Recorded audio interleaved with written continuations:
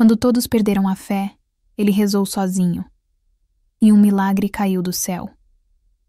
O número 13 estava pintado em vermelho desbotado na porta de madeira da pequena capela.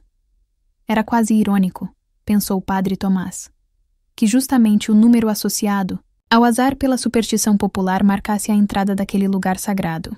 Nos 12 anos em que servira como pároco na vila de Santa Cruz, nunca havia dado muita importância àquele detalhe. Mas naquela manhã, olhando para o numeral enquanto abria a porta para a primeira missa do dia, sentiu um estranho calafrio percorrer sua espinha. A capela estava vazia, como já era de costume nas últimas semanas. Uma vela solitária tremeluzia no altar, lançando sombras dançantes sobre os santos de madeira. Padre Tomás suspirou, ajeitando a batina surrada. Os bancos de madeira, que um dia haviam acomodado dezenas de fiéis, agora acumulavam poeira. O silêncio era quase palpável, interrompido apenas pelo ocasional pio de um pássaro que fizera seu ninho no campanário. Bom dia, padre. Uma voz rouca quebrou o silêncio. Tomás virou-se para encontrar Dona Conceição, uma senhora de quase 80 anos que, junto com ele, parecia ser a única pessoa que ainda frequentava aquele lugar. Bom dia, Dona Conceição. Como está se sentindo hoje? Igual a ontem, padre. Velha demais para este mundo, mas teimosa demais para partir para o outro, respondeu ela com um sorriso sem dentes. Tomás sorriu em resposta, ajudando a idosa a sentar-se no primeiro banco. Ele sabia que a presença de Dona Conceição nas missas era mais por hábito do que por devoção. Após 7 décadas frequentando a capela, a rotina era mais forte que qualquer crise de fé. Acredita que vem mais alguém hoje? Perguntou ela, seus olhos opacos pela catarata fixos no altar. Sempre acredito, Dona Conceição, respondeu o padre, mas sua voz traía a dúvida que o consumia. A verdade era que a fé havia abandonado Santa Cruz junto com a chuva. O que antes era uma vila próspera, conhecida por suas plantações de café e pela devoção de seu povo, agora não passava de um aglomerado de casas encardidas pela poeira, habitadas por pessoas de semblantes tão áridos quanto a terra que os cercava. A seca já durava quase 3 anos. No início, houve orações coletivas, procissões, novenas. Padre Tomás liderava os fiéis em súplicas fervorosas por chuva. Mas à medida que os meses passavam, que as plantações morriam e o gado definhava, as súplicas foram se transformando em questionamentos, depois em acusações, e finalmente em resignação silenciosa. Se Deus existisse, não deixaria isso acontecer. Que tipo de Deus abandona seus filhos? Rezar? Para quê? Alguma oração já trouxe uma gota de chuva? As palavras doíam nos ouvidos do padre, mas mais doloroso ainda era perceber que não tinha respostas para oferecer. Por que Deus permitia tal sofrimento? Por que o céu permanecia impiedosamente azul, sem uma única nuvem que fosse? À medida que a fé minguava na comunidade, a capela foi se esvaziando. Primeiro foram os jovens, sempre os primeiros a questionar. Depois, os homens, envergonhados por não conseguirem mais sustentar suas famílias. Por fim, até as mulheres, tradicionalmente mais devotas, começaram a faltar às missas. Afinal, havia tanto a fazer. Água para buscar no poço cada vez mais distante, crianças famintas para alimentar com o pouco que restava, uma vida diária que se tornava cada vez mais uma luta pela sobrevivência. Acho que seremos só nós hoje de novo, padre, comentou Dona Conceição, interrompendo os pensamentos de Tomás. Ele assentiu, resignado, e começou a preparar o altar para a missa. Mesmo que fosse celebrar apenas para Dona Conceição e para os santos de madeira, manteria a dignidade do ritual. Era tudo o que lhe restava. Quando estava prestes a iniciar a celebração, a porta da capela se abriu novamente, deixando entrar não apenas a luz forte do sol, mas também uma figura conhecida, João Pedro, o médico da vila. Bom dia, padre. Perdoe-me o atraso, disse ele, acomodando-se no último banco. Tomás sorriu, genuinamente feliz com a presença inesperada. João Pedro, um homem na casa dos 40 anos, era respeitado na comunidade não apenas por sua profissão, mas por sua dedicação em permanecer ali mesmo quando muitos já haviam partido em busca de melhores condições. É uma alegria. Tê-lo aqui, doutor, respondeu o padre, tentando disfarçar a surpresa. João Pedro não era conhecido por sua religiosidade. Pelo contrário, como homem de ciência, mantinha uma relação distante com a fé. Sua presença ali, naquele dia, era no mínimo intrigante. A missa prosseguiu com uma solenidade quase melancólica. As palavras do evangelho ecoavam na capela quase vazia. As orações subiam como vapores invisíveis até o teto de madeira. Ao final, após a bênção, Dona Conceição partiu, deixando o padre Tomás e João Pedro a sós. "O que o traz aqui hoje, doutor?" perguntou o padre diretamente. "Raramente o vejo na capela." João Pedro olhou para o altar por um longo momento antes de responder. "A situação é pior do que pensamos, padre. Estamos à beira de uma catástrofe." O tom grave do médico fez com que Tomás se sentasse ao seu lado, preparado para ouvir notícias que ele já sabia não seriam boas. "Estamos vendo os primeiros casos de cólera", continuou João Pedro. "A fonte principal de água está contaminada e as pessoas estão tão desesperadas que bebem o que encontram." Padre Tomás fechou os olhos, deixando que o peso daquelas palavras o atingisse completamente. Cólera, uma doença que ele conhecia bem de seus anos de trabalho missionário em regiões pobres antes de vir para Santa Cruz. Uma doença devastadora, especialmente em uma comunidade já enfraquecida pela fome e pela sede. Quantos casos? 5 confirmados. 2 deles crianças. E temo que seja apenas o começo. Um silêncio pesado instalou-se entre os 2 homens.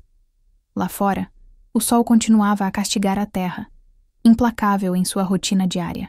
"Mandei um pedido de ajuda para a capital", continuou o médico. "Precisamos de medicamentos, de água potável, de equipes médicas. Mas você sabe como são as coisas, padre. Santa Cruz é apenas uma vila pequena no meio do nada. Não somos prioridade para ninguém. E as pessoas, elas sabem? Ainda não. Achei melhor vir falar com você primeiro. As pessoas precisarão de esperança, padre. Mesmo aquelas que perderam a fé. Especialmente elas." Tomás levantou-se caminhando até o altar. A ironia da situação não lhe escapava. Agora, quando a comunidade mais precisava de fé, era justamente o que menos tinha. "Sabe por que vim à missa hoje, padre?" perguntou João Pedro, quebrando o silêncio novamente. "Porque sempre admirei sua dedicação. Mesmo quando todos abandonaram a capela, mesmo quando as acusações contra Deus se tornaram amargas, você permaneceu firme. E eu pensei, se existe algo capaz de nos salvar agora, talvez seja essa mesma força que o mantém aqui, celebrando missas para bancos vazios." As palavras do médico, embora carregadas de boas intenções, só serviram para intensificar a crise interna que Padre Tomás vinha enfrentando. Pois a verdade era que sua própria fé havia sido profundamente abalada. As dúvidas que ouvia dos lábios dos moradores de Santa Cruz eram as mesmas que o assombravam nas noites insones. "Vou reunir as pessoas. Vamos explicar a situação. E vamos rezar, padre. Mesmo aqueles que não acreditam mais vão rezar. Por desespero, se não por fé." Depois que João Pedro partiu, Padre Tomás permaneceu na capela vazia, ajoelhado diante do altar. Suas mãos tremiam levemente enquanto segurava o terço, as contas de madeira deslizando entre seus dedos calejados. "Senhor, eu sei que não deveria questionar teus desígnios", começou ele, sua voz não mais que um sussurro. "Mas não posso deixar de perguntar, por quê? Por que permitir tanto sofrimento? Estas pessoas já perderam tudo, suas plantações, seus animais, sua dignidade. E agora, a doença? Quanto mais precisam suportar?" As lágrimas começaram a correr por seu rosto enrugado, caindo sobre a batina gasta. "Eu tentei, Senhor. Tentei manter viva a fé deles, mesmo quando a minha própria vacilava. Mas falhei. Falhei com eles. Falhei contigo." A confissão dolorosa ecoou na capela vazia. Padre Tomás sentiu como se um peso enorme tivesse sido retirado de seus ombros. apenas para ser substituído por outro igualmente pesado. A vergonha de sua própria fraqueza. Conforme João Pedro havia previsto, a situação piorou rapidamente nos dias seguintes. O número de casos de cólera aumentou, espalhando pânico pela vila. As poucas famílias que ainda tinham condições de partir começaram a empacotar seus pertences, prontas para abandonar Santa Cruz. Uma reunião de emergência foi convocada na Praça Central.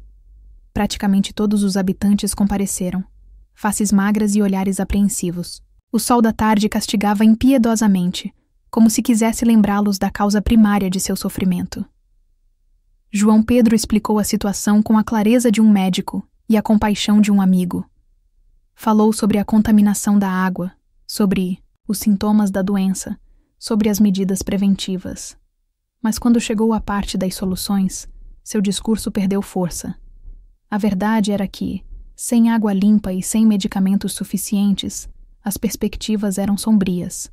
Foi nesse momento que alguém na multidão gritou: "E Deus? Onde está Deus nisso tudo?" A pergunta incendiou a praça. De repente, todos falavam ao mesmo tempo, anos de frustração e dor encontrando vazão em acusações contra um Deus que parecia ter abandonado Santa Cruz. Silêncio! A voz de Padre Tomás, amplificada por um megafone improvisado, cortou o tumulto. "Por favor, silêncio." Todos se calaram, surpresos com a autoridade inesperada na voz do sacerdote, geralmente tão manso. "Vocês perguntam onde está Deus. É uma pergunta justa", começou ele, olhando diretamente para as faces angustiadas à sua frente. "Eu mesmo a fiz muitas vezes durante estes anos de seca, especialmente agora, com esta nova provação." Um silêncio atento caiu sobre a multidão. Mesmo aqueles que haviam abandonado a igreja há muito tempo pareciam interessados nas palavras do padre. "Não tenho uma resposta fácil para dar a vocês. Talvez não exista uma. Mas sei disso. Quando Jesus enfrentou seu momento mais escuro, no jardim de Getsêmani, ele também se sentiu abandonado. E o que fez? Rezou. Mesmo em sua agonia, mesmo sentindo-se só, ele rezou. Alguém na multidão soltou uma risada amarga. E de que adiantaram as orações? Ele acabou crucificado mesmo assim. Murmúrios de concordância percorreram a praça. Padre Tomás sentiu o rosto arder, mas manteve a compostura. Sim, ele foi crucificado. Mas depois, ressuscitou. E é isso que precisamos lembrar. Depois da morte, vem a vida. Depois da escuridão, a luz. Depois da seca... A chuva? Interrompeu uma voz cética. É isso que vai nos prometer agora, padre? Que se rezarmos, a chuva virá? Quantas novenas já fizemos? Quantas procissões? E o céu continua seco, como os nossos poços. Tomás sentiu o peso das palavras o atingindo como pedras. Não podia negar a verdade nelas. Não podia prometer milagres nos quais ele mesmo tinha dificuldade de acreditar. Não estou prometendo chuva, disse ele finalmente. Não estou prometendo que a doença desaparecerá magicamente. Estou apenas dizendo que, às vezes, a fé é tudo o que nos resta quando tudo o mais falhou. E mesmo que pareça inútil, mesmo que pareça uma loucura, é o que me mantém de pé. E pode ser o que nos manterá unidos até que a ajuda chegue. As palavras não eram grandiosas, nem particularmente inspiradoras. Eram apenas honestas, vindas de um homem que lutava com suas próprias dúvidas, tanto quanto qualquer um deles. A multidão começou a se dispersar. Alguns continuavam a murmurar críticas. Outros simplesmente caminhavam cabisbaixos. Padre Tomás viu nos olhos de João Pedro um misto de compaixão e preocupação. O médico se aproximou, colocando uma mão em seu ombro. Você fez o que pôde, padre. Agora, só nos resta esperar pela ajuda da capital. Mas ambos sabiam que a ajuda poderia demorar demais. Ou pior, poderia nunca chegar. Naquela noite, Padre Tomás não conseguiu dormir. As imagens do dia, os rostos desesperados, as acusações, a sensação de impotência, misturavam-se, em sua mente como em um pesadelo febril. Por volta da meia-noite, Incapaz de suportar a angústia, vestiu-se e saiu. A vila estava silenciosa, mergulhada na escuridão quase completa que só a ausência de eletricidade pode proporcionar. A lua, quase cheia, derramava uma luz pálida sobre as ruas desertas. Sem destino específico, o padre deixou seus pés o guiarem. Não foi surpresa quando se viu diante da capela.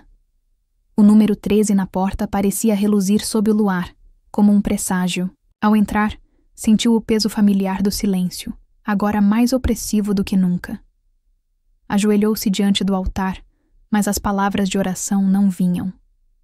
Como pedir a Deus algo que parecia impossível? Como suplicar por um milagre quando sua própria fé estava tão frágil? Foi então que seus olhos pousaram na pequena imagem de Nossa Senhora, ao lado do altar. Uma lembrança distante veio à sua mente. Sua mãe, uma mulher simples e profundamente devota, contando-lhe sobre a aparição de Nossa Senhora em Fátima, em Portugal. Como ela havia aparecido para 3 crianças pastoras e revelado segredos sobre o futuro da humanidade. E sabe o que mais impressionava as pessoas, Tomás? Dizia sua mãe. Mesmo nos dias mais nublados, quando Maria aparecia, o céu se abria e o sol brilhava sobre as crianças. O milagre do sol. Tomás havia estudado sobre isso no seminário. Como, em 13 de outubro de 1917, milhares de pessoas relataram ter visto o sol dançar no céu, mudar de cor, aproximar-se da terra e depois retornar à sua posição normal. Um fenômeno que até hoje intrigava cientistas e teólogos. 13. O número na porta da capela. 13 de outubro. Uma coincidência? De repente, uma ideia absurda, quase herética, surgiu em sua mente. E se... Não. Era loucura. Pedir um milagre daquela magnitude? Ele, um simples pároco de uma vila esquecida? Quem era ele para exigir tal manifestação divina? Mas a ideia persistiu, crescendo em sua mente como uma chama teimosa que se recusa a apagar. E se aquele fosse o momento de um ato de fé verdadeiramente radical? Não apenas palavras bonitas sobre esperança, mas um gesto desesperado de confiança absoluta? Senhor, sei que não tenho o direito de pedir isso, começou ele, as palavras saindo entrecortadas. Sei que sou apenas um servo indigno, cheio de dúvidas e fraquezas. Mas não peço por mim. Peço por estas pessoas que sofrem, por estas crianças inocentes ameaçadas pela doença e pela fome. As lágrimas começaram a correr por seu rosto, mas ele não se importou. Se for de tua vontade, se for possível, mostra a tua glória a este povo, não por mérito deles ou meu, mas por tua infinita misericórdia. Faze com que vejam, como viram em Fátima, que tu estás presente mesmo em nossos momentos mais escuros.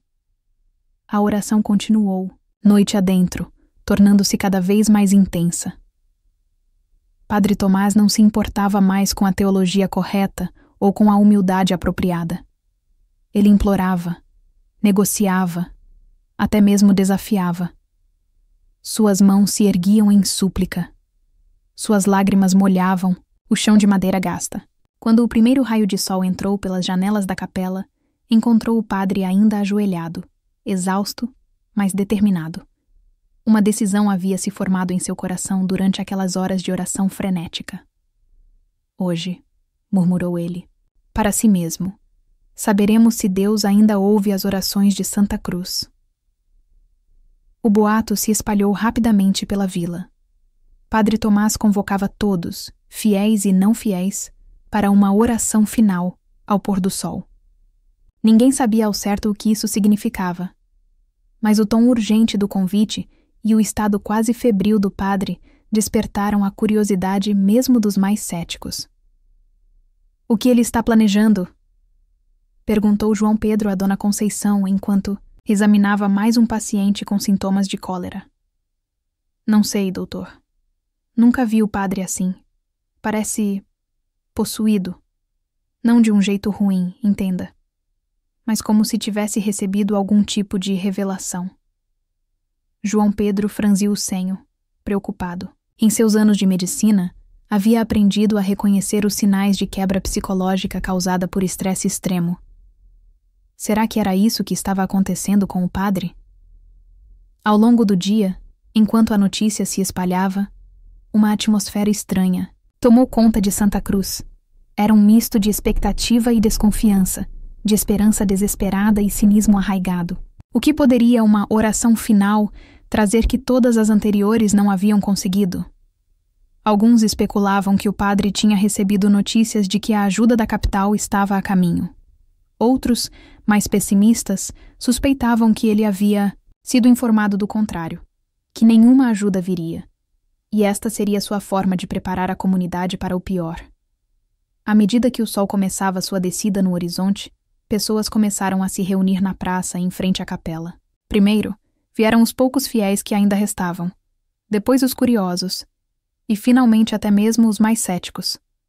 Afinal, em uma vila isolada e à beira do colapso, que outra forma de passar o tempo tinham? Quando o padre Tomás finalmente apareceu, à porta da capela, um silêncio expectante caiu sobre a multidão. Ele vestia sua melhor batina, limpa e passada como não se via há meses.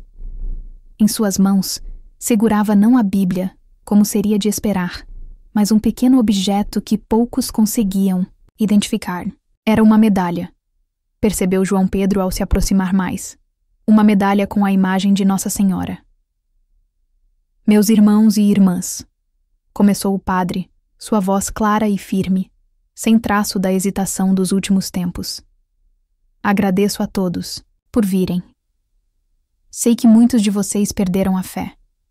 Sei que as orações parecem não ter adiantado até agora. Sei que promessas de milagres soam como insultos para quem sofre como vocês têm sofrido. Alguns murmúrios de concordância percorreram a multidão. Não estou aqui para fazer promessas vazias, continuou ele. Estou aqui para propor um pacto. Um último ato de fé, não baseado em palavras, mas em ação.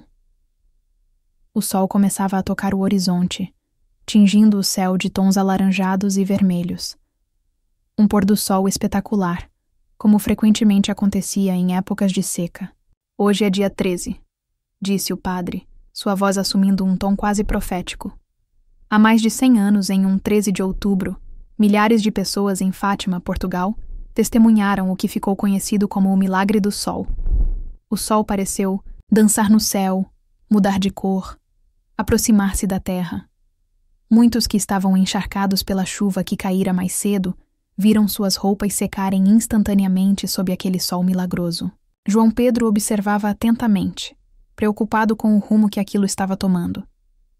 Seria possível que o padre, sempre tão sensato, estivesse agora prometendo um milagre semelhante? Isso beirava a irresponsabilidade. Não estou dizendo que o mesmo acontecerá aqui, esclareceu o padre Tomás, como se lesse os pensamentos do médico. Não tenho o direito de presumir que Deus repetirá tal demonstração de poder, mas estou propondo que juntos façamos o que aquele povo fez. Olhar para o céu com expectativa, com fé, com a disposição de ver além do que nossos olhos normalmente veem. Um murmúrio confuso percorreu a multidão. Olhar para o céu? Era só isso? Peço apenas 5 minutos do tempo de vocês, insistiu o padre. 5 minutos olhando para o sol poente, com o coração aberto à possibilidade de que Deus ainda se importa com Santa Cruz. Depois disso, se nada acontecer, prometo que não os incomodarei mais com pedidos de oração ou discursos sobre fé. A proposta era simples o suficiente para não causar objeções. 5 minutos não eram nada para pessoas que haviam suportado 3 anos de seca. E havia algo na convicção do padre, uma certeza quase tangível, que tornava difícil recusar. Quando eu contar até 3, disse ele, estendendo as mãos como em bênção. A multidão se preparou, muitos com expressões céticas, outros com um vislumbre de esperança relutante nos olhos. 1, 2, 3. Como uma única entidade, a população de Santa Cruz ergueu os olhos para o sol poente. Era um espetáculo, de beleza. O disco alaranjado parcialmente obscurecido pelo horizonte, raios de luz penetrando a atmosfera em padrões quase hipnóticos. 1 minuto se passou. Depois, 2. Algumas pessoas já começavam a se agitar, impacientes. Foi então que aconteceu. Primeiro, foi apenas uma sensação estranha, um leve tremor no ar. Depois, o sol pareceu pulsar, expandir-se e contrair-se como um coração batendo. As cores ao redor começaram a mudar, tons de roxo e verde que não pertenciam a nenhum pôr do sol natural. Um ofegante coletivo percorreu a multidão. Estariam todos tendo a mesma alucinação? Seria o calor, a fome, a exaustão coletiva? E então, quando o fenômeno já seria suficientemente extraordinário, o impensável aconteceu. Pequenos pontos, escuros, começaram a se formar no céu, crescendo e se unindo. Nuvens. Nuvens de verdade, densas e carregadas como não se via há anos. O vento começou a soprar, refrescando os rostos atônitos voltados para cima. Um trovão distante ecoou, enviando arrepios de antecipação através dos corpos cansados. E, finalmente, como uma bênção há muito negada, a chuva começou a cair. Primeiro em gotas espaçadas, hesitantes, como se o céu tivesse esquecido como chorar. Depois, em cortinas densas que lavavam a poeira acumulada, enchiam os reservatórios vazios, traziam vida à terra ressequida. A reação foi imediata e visceral. Gritos de alegria, choro incontido, abraços entre estranhos. Crianças corriam de um lado para outro, tentando capturar a água em suas mãos, sentindo pela primeira vez em suas curtas vidas a sensação da chuva em seus rostos. Padre Tomás permaneceu imóvel, as mãos ainda erguidas, a água escorrendo por seu rosto misturada às lágrimas. Não era apenas chuva o que caía. Era redenção, era vida. Era a resposta que ele havia implorado durante a noite inteira. João Pedro se aproximou, completamente encharcado e com uma expressão de absoluta perplexidade. Como você sabia? Perguntou ele, tendo que gritar para ser ouvido acima do estrondo da tempestade. O padre virou-se para ele, um sorriso sereno em seu rosto molhado. Eu não sabia, respondeu simplesmente. Eu apenas acreditei. Quando todos perderam a fé, quando até mesmo eu duvidei, algo dentro de mim insistiu em acreditar que ainda havia esperança. A chuva continuou por horas, enchendo reservatórios, lavando a terra contaminada, trazendo alívio imediato a uma vila que havia esquecido como era sentir-se abençoada. Mais tarde, meteorologistas explicariam o fenômeno como uma tempestade súbita causada por uma conjunção rara de fatores atmosféricos. Cientistas debateriam sobre as ilusões de ótica que poderiam explicar o comportamento aparentemente anormal do Sol. Mas para os habitantes de Santa Cruz, não importavam as explicações científicas. O que importava era que, no momento em que estavam à beira do colapso, quando a doença ameaçava dizimar o que a seca havia poupado, um milagre havia literalmente caído do céu. 1 ano depois, a capela da vila de Santa Cruz não conseguia mais acomodar todos os fiéis que vinham para a missa de domingo. Bancos extras haviam sido colocados no lado de fora, sob lonas coloridas, para acomodar a multidão que crescia, a cada semana. A vila havia se recuperado de forma surpreendente. As plantações estavam verdes novamente, o gado engordava nos pastos revigorados, e a epidemia de cólera havia sido contida sem maiores perdas, graças à abundância repentina de água limpa. Padre Tomás, agora tratado com uma reverência que o deixava desconfortável, tentava manter a humildade diante do que todos chamavam de seu milagre. Insistia que não havia feito nada além de rezar, como tantas vezes antes. A diferença, explicava ele aos que perguntavam, é que naquela noite rezei completamente sozinho. Não por obrigação, não para ser visto, não como parte de um ritual, mas como um homem desesperado implorando por ajuda divina. E talvez, apenas talvez, essa tenha sido a oração que Deus estava esperando ouvir.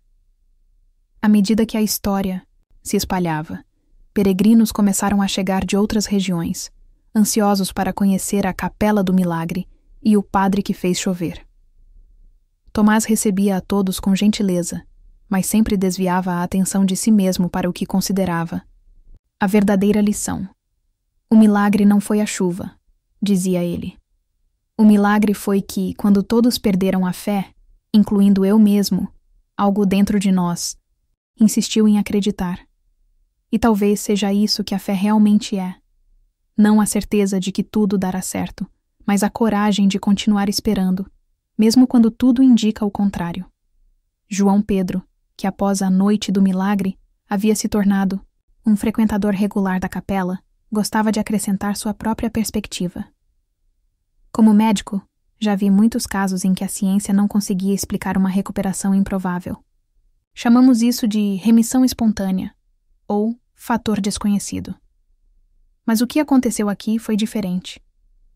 Foi como se, por um breve momento, as leis naturais tivessem sido suspensas para atender ao clamor de uma comunidade desesperada. E se isso não é um milagre, não sei o que seria. O número 13 ainda estava pintado na porta da capela, mas agora com uma camada fresca de tinta vermelha. Abaixo dele,